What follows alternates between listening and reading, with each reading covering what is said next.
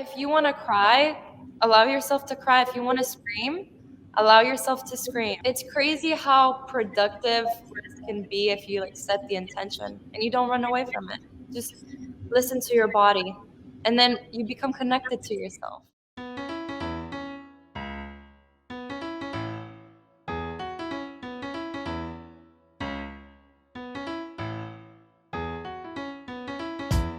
"83% of Americans identify as not very happy, which can hold you back and negatively affect your relationships and your business. On this podcast, we discuss the proven steps to happiness so you can restore balance and rekindle your joy."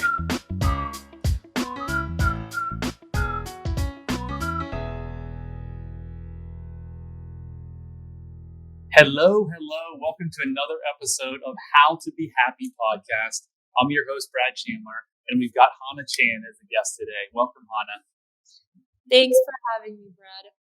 So I'm going to hit it with a big one right off the bat. So you were able to completely reverse severe OCD in a matter of like 3 or 4 hours. Can you please tell us how you were able to do that? Well, part of it is working with you, and the other part is that I was just ready. I think a lot of people, including me, a lot of the times they start but they don't finish. And the pain was just so great, and the suffering was just that extreme that I think I was finally ready. I gotta let everyone know that I have been doing therapy since I was 12, so almost 10 years. And you were really the one that helped me break free. But also, like, the pain has been building up ever since I was a child. So I was very stubborn. It took me a long time.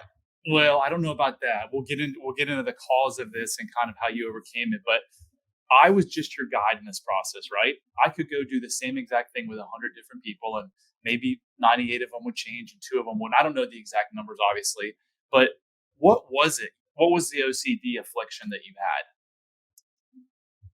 I picked my toes, skin, like on my foot.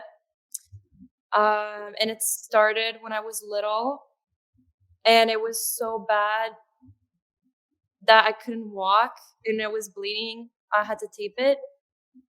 Um, yeah, that was every time I was suffering, I would just pick at it because no one could see. It was a spot no one would check, and no one would suspect. So yeah, I was trying to be really sneaky with it. Right. Um, So, and that was born out of typically OCD tendencies. It's something you can control, right? And you didn't have a lot of control as a child, did you? no control. I had a really, it's funny. A lot of people say I had a happy childhood just because I wasn't like abused physically, but it's even harder to admit whenever you weren't like physically abused. I was verbally abused all the time, not just by my parents but also my peers. So yeah, it was hard. Yeah, there's a lot of experts that believe that the mental abuse is actually worse than physical abuse. So you had a lot of rough stuff in your childhood. You use this as a coping mechanism, which I know since your transformation, you've done a lot of study on this. So you know a lot of this stuff now. Our brains do what they were supposed to do, right? So you had no control as a child. So you touching your foot constantly was a way for you to be able to control something, right? And then that spilled over into adulthood for many years. The fascinating thing, though, is some people live with this stuff the rest of their life. I had a distant relative that would clean her house. She would get up at like 5 in the morning, clean her house for 3 hours a day, every day. Why was that? Because this was into her 70s. Her entire life, she lived that life of a child, trying to get control because she didn't have control. So some people can never kick this stuff. Like, it's really hard. I did provide you with certain techniques and counseling, right? I coached you, but a coach can only give a player, a student, the kind of game plan, and you ran with it. So knowing what you know about your transformation going through this, if someone else is out there and they have these OCD, how would you go about helping them or telling them, hey, this is what I did and you can do the same thing? You can free yourself from this pain. I think the thing that really helped me was talking to you about pleasure versus attachment. And the word attachment used to make me very angry because I thought I didn't have any attachments.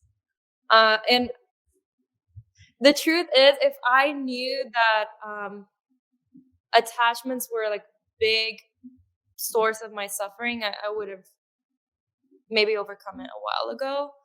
I made a list, and I always tell my friends as well, like, make a list of your attachments, and it's anything, like any place or person or object or title or status or money or painting or shoe or food, anything that you're like dependent on emotionally, anything that causes you pain or happiness, I would think about it.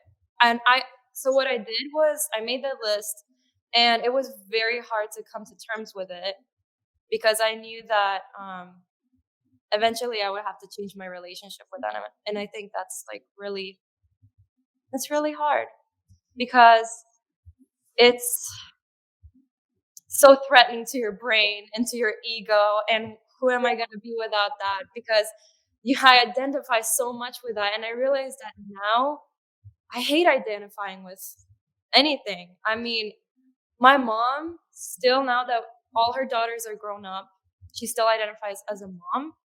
And I know a lot of people are not going to like that, but what happens when your children grow up and they move out and they live their own life and then they get married and they have their own families, and the mom is so identified as a mom that she suffers when the children are not there. And my mom is in Europe, and she is constantly obsessing that why I'm not there and why can't I live with her.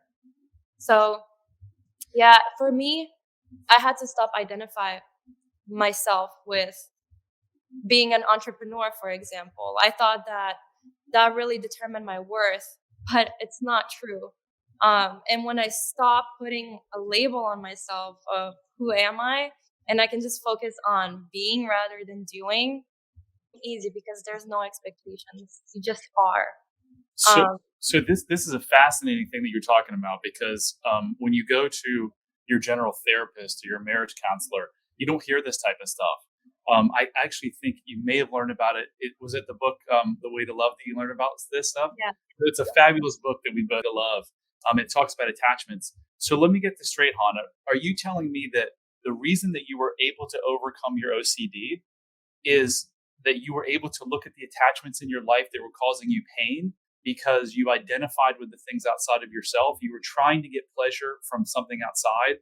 And when you stopped getting, I don't want to put words in your mouth, but when you stopped getting pleasure, that was able to heal you. Is that what you're telling us? Yes, but not just about the pain. It's also about things that made me happy. Because what happens when the thing that makes you happy disappears? Then your happiness disappears too. So even the things that made me really happy, I had to think twice. I had like um I was like I thought I was a collector, but in reality, I was buying things so that my self-worth would go up. And overnight, I just like sold every belonging that I was so attached to, and it feels like I'm getting my soul back. So yeah. So my father would buy sometimes 5 sets of golf clubs a year. I buy one set of golf clubs like every 5 years. He would buy, and looking back, that was what he was doing. He felt good when he could go into the store and walk out with something, and the people could be like, "Oh, you're here again!" Like, "Oh, you must have a lot of money." So a lot of people can probably identify with that, making themselves feel good with things outside, right? Yes, exactly. And it's so, if we can replace like our source of happiness from the outside, if we can replace it for the inside, life becomes like so much easier. And I think people think that easier is worse, or they feel like it's not satisfying enough. Um, but for me, it's peaceful. So before we met, and you started working on yourself, did you think that there was anything quote wrong in your life or wrong with you? Yeah, I think in today's society, especially in social media, everyone is very comfortable with pointing out things that they're not happy with. And if you like yourself, you're considered a narcissist or you're considered a bad person. People will be like, "Oh wow, like really?" Like I'll point out, and other people would want to point out. But yeah, I always thought there was something wrong. I think everyone does at some point in their life, just because um, just because they're obsessed with other people's point of view and they're obsessed with other people's opinions. And I was like that too. I was obsessing with what people thought about me, and I was curating my online presence a lot because of that. Hana, were you doing that consciously though? No, No. So that's really important to know, right?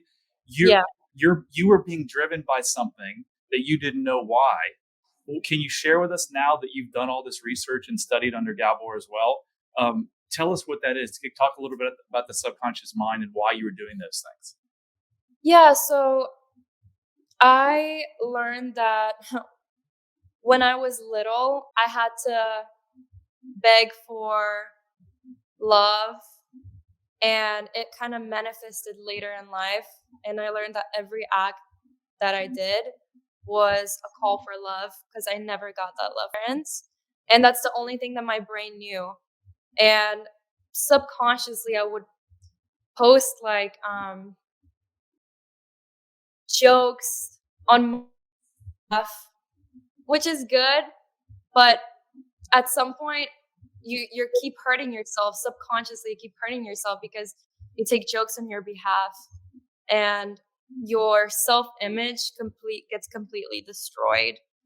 And I think everyone at some point grew with that super ego because that's the only thing we know. That's the only thing that's comfortable with us. And people don't, of course, they don't want to break out of that. It's hard and it's painful and it's different and it's something that you've never seen in your life. You kind of like break free, kind of like awaken. So how would you? Because there's a lot of people out there, including you and me, in our past, where we were being controlled by these thoughts in our head that we didn't even really know. So if the person who's listening saying, "Hey, that's not me," how would you recommend that you could give them some advice where it'd be like, if you're doing this, you may have an issue, and it may be keeping you from ultimate happiness and peace. I would say that the way that I did it was I pretended that my thoughts are like another person because we're not our thoughts. And I would just visualize like me, like a copy of me sitting next to me that would like represent my thoughts. And I would be like, hey, like, I don't need you anymore. Like, I'm grown now. I can take care of myself. I know I'm worthy no matter what. I know that whatever I do, it doesn't prove anything. Like, I'm enough just by being. And I'm worthy of love just by being. And so is everyone. So I told myself, you can skedaddle. And every time, and I still feel pain and I still sometimes have doubts, but it's so much easier to cope with it now because now I'm able not to run away and I don't move around and I don't take like 100 trips because I used to take so many trips and I thought that I would like experience nature in a new city and it would be so beautiful. But no, I was lying to myself. I was trying to escape from my feelings. Trying to And after our training, I learned to just sit and feel. And I think if I can like give one message to your audience is to just learn how to sit and feel.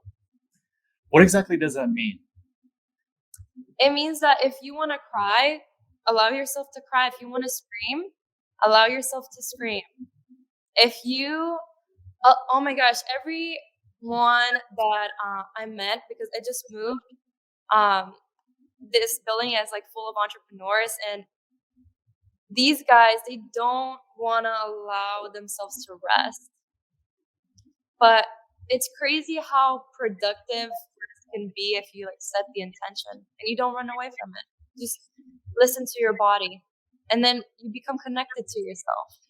So you had these feelings, right, from childhood bottled up in you that you weren't able to express because you couldn't as a child, but they were still inside of you, right? And they were hurting you.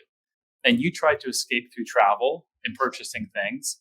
And then other people can escape through drugs, through alcohol, through sex, through Yeah, like shopping. the list goes on and on and on and on, right? What you're saying is rather than go home and have those 3 glasses of wine at night or go buy the $600 purse or go take off on your next trip, you're saying feel like sit there and feel what you're feeling. Don't try to run from it because running from it is not going to make it go away. Yeah, and I'm saying that have compassion for yourself because it's hard, especially if your family doesn't support you or your spouse doesn't support you and you might feel alone, but you're never alone. And I spend a lot of time alone. I know. So that's a good point, right? I didn't like being alone with I didn't like being at home alone, and now I love it. And I know on Thanksgiving, we briefly chatted, and you were home alone with no family, and you told me I was having I'm having the best day. Speak a little bit about that if you would. Yeah, I had the best day ever because I don't need anyone to make me happy or anything.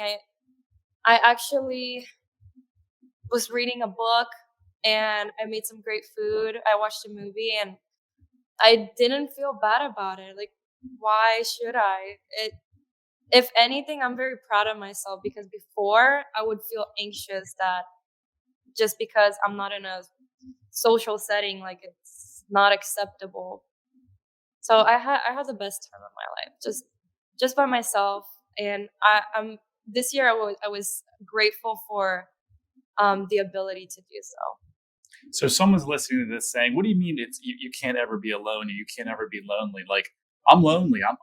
I'm here by myself. I have no family. I'm lonely. How would you address them? Just because you're alone does not mean that you're lonely. My family, my all of my family does not live in the United States. It's just me. They all live in Slovenia, but not for 1 second do I feel lonely because lonely to me means disconnected, and I feel incredibly connected to myself now. So I know I'll always have me.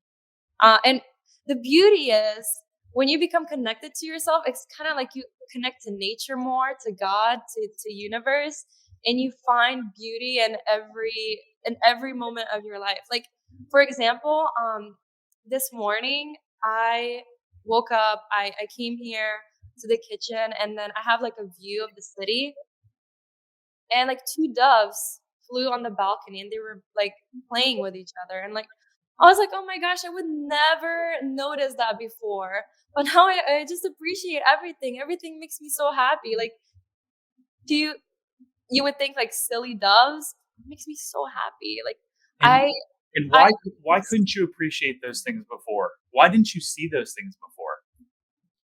because I wasn't connected to myself, And why weren't you connected to yourself?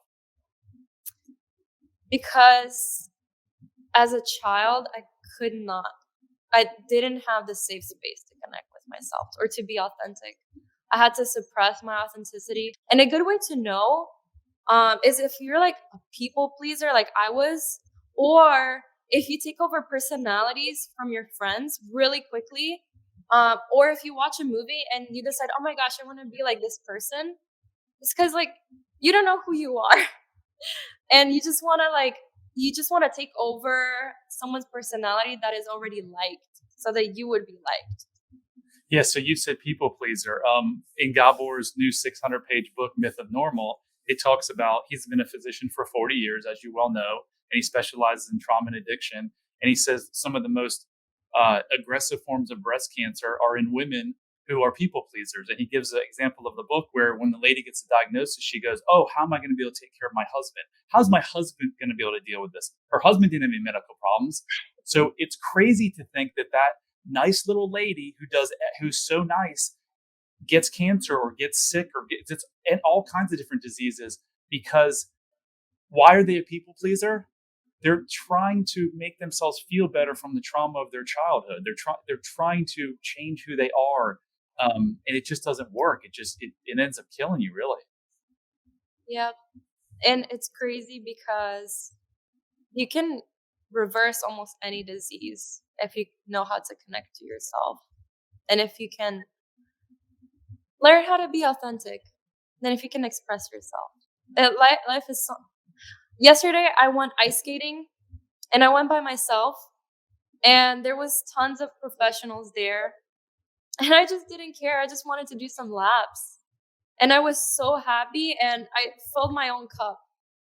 And I think that's what it's about, experiencing without judgment to connect. So, if you would have said what you said to me 2 years ago, that you can reverse disease by connecting to yourself, I would have been like, "You're crazy." And there's a lot of people saying she's crazy, right? What is she talking about? Well, think of it like that, Brad. Like connecting to yourself means like, okay, I know what my gut is telling me. I'm gonna follow my gut. I'm gonna listen to my gut. And now I'm able to be aware of like, okay, do I feel like I'm getting like a cough right now? Should I like take a rest? Should I drink some tea? Yeah, I'm gonna do that.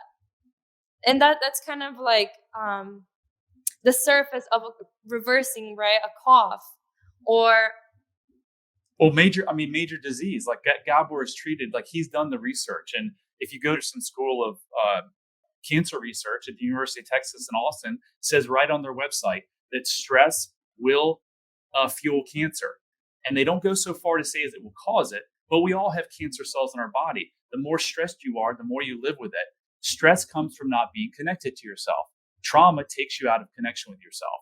So you may be listening to this saying she's crazy, he's crazy, but we're really not crazy. If you live a life of complete stress and like Hana, like myself, our behaviors were driven by stuff that we didn't even know what was causing the stress until we did the work. And the stress always comes from childhood trauma, right? Until you can to figure that out, you're not going to help yourself in terms of preventing disease. So that would be a huge, if you're on the fence about whether you need some help, that would be a huge thing is to prevent future disease.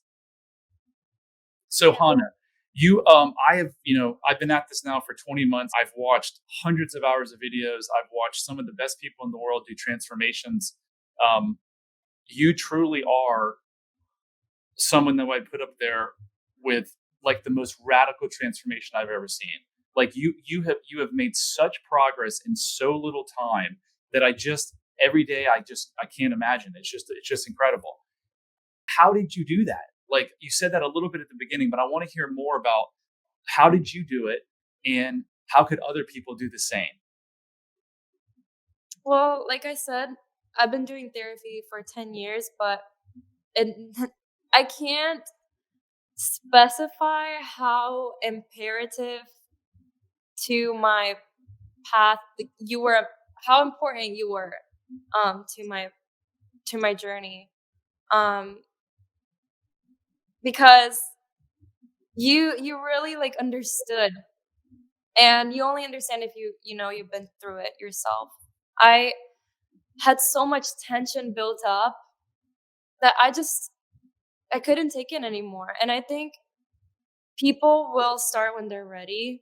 They can't be forced, and no one can convince them just until it's almost too late. Because I remember my like my feet were so bad. I couldn't walk. I couldn't go to the fridge. I would almost have to like be on my knees to go. Or I would have to limp to get there. How long ago was this? I think like that was May or June. And after our third session, you said, I think I asked you, how has it been? And you said, I haven't touched it. I haven't touched my foot. And now it's been, I don't know, 5 or 6 months and it's completely gone. Yeah, it's completely gone. I don't even think I mean, I do think about it, but I'm aware now to say, "Oh my gosh, I could have done that, but I didn't. I don't have to." Instead, like, if I need, I just some love, just hug myself, pat myself on Yeah. the And you did you used to give yourself love? Did you give yourself compassion? No, never. I mean, my life has changed so much, Brad. I'm able this was hard for me, but I was able to travel like across America by myself where I could have never imagined that before, ever. Like that was like the scariest thing to be on a plane by myself and go from like New York to Los Angeles by myself. Like I would have these like scary stories in my head that someone was going to kidnap me and that I was going to die if I go, but now I'm just now I know that's not true. Now I know that this was my brain telling me, "Oh, like, you gotta protect yourself, or else," and it was always "or else," but now I'm just like, "I'm gonna enjoy life. I'm gonna enjoy what life has to offer. It doesn't have to be that way." Every day is beautiful. And every time there's an obstacle, it's not really. It's just an opportunity. It's not even like an opportunity to grow. I just call it like an opportunity to experience. Because now I just let it flow through me. Like every emotion, I just let it flow through me. And like I still have some bad days, and I literally just sit, just let it flow. So there are countless other people out there that are also scared to travel. They're also always thinking about what bad could happen. Yeah, what's the What's worst thing the that worst could that could happen? happen? Can you tell us why is that? Why did your brain do that? It took over from my mom, because my mom would always tell me, "Oh my gosh, the world is a scary place. So therefore, you gotta be scared." And that's my brain took over because that's all it knew from my childhood, and that's all I was taught. I didn't I didn't even like register that it doesn't have to be that way. I didn't even register that it could be better or that there's a possibility that it could be safe. So Well, I just was your childhood a scary place? it was. Yeah. So I that's where you formed that belief and programmed your mind that the world is a scary place. So what are you doing? You're scanning the savannah looking for the lions, right? So you're constantly up until a couple months ago, your whole life was spent looking for the lions, right? And always. you know now after doing all of your research that like how many people are searching for lions every day and there are no lions, but their whole life is controlled by these fictitious lions, right? That's exactly how it is. And I think in the first few sentences of The Way to Love, the mellow says, try to find like one truly happy person and like one like city or state. And you're lucky if you find one.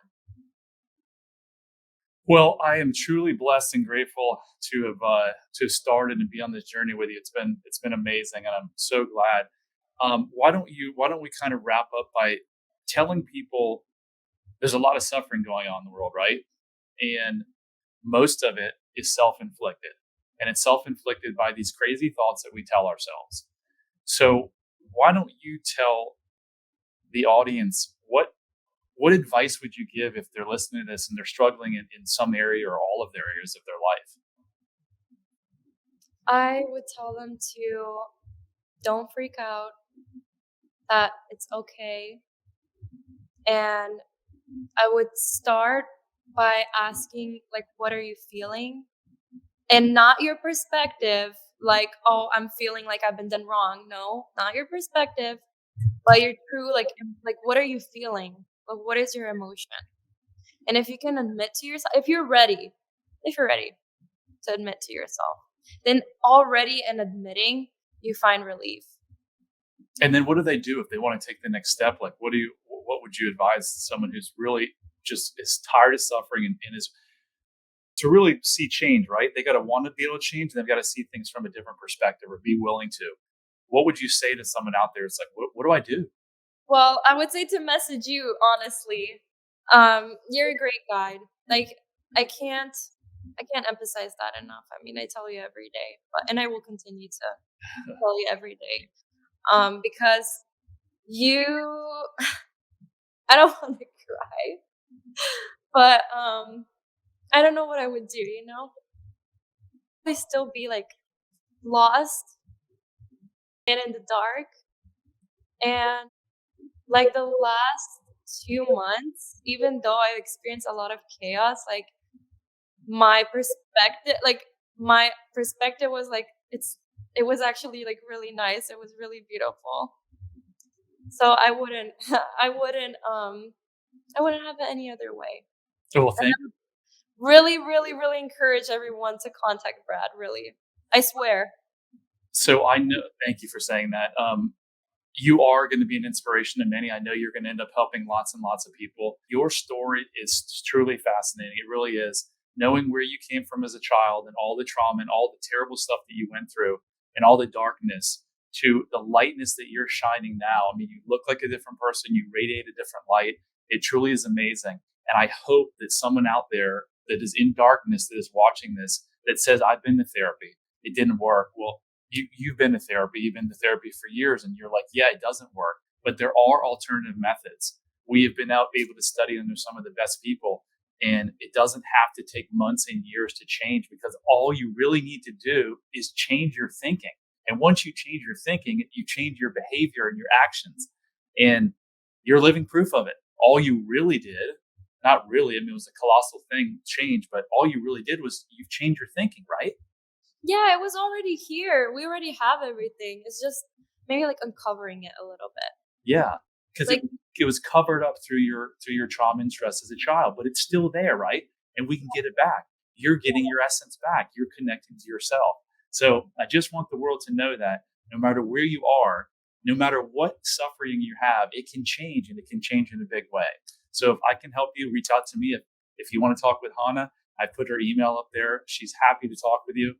If you enjoy this podcast, please, please, please subscribe, like it, rate it, review it, share it. Come back, listen again and again. We're going to have amazing guests. We're going to follow the journey of Hana. We'll have her back on in a couple months. And you don't have to suffer. There is a better way. Life is beautiful.